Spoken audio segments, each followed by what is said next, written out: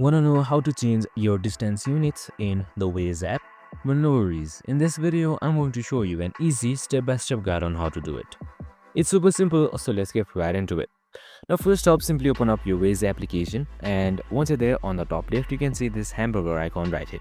So simply select it and head towards settings right here. That should be right below inbox. Now once you're on the settings, just simply head towards general. That will be on top.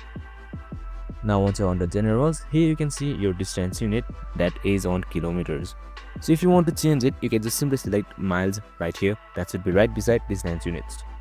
And once that is done, there you have it. Your settings should be automatically saved. Now just simply head back and you can just simply check it by going to any location and checking for it. And after the route is calculated, your distance will be shown right here, that is 9.4 miles. And that's it. I hope this video helped. If it did, make sure to like, subscribe and tune in with us for more of these videos.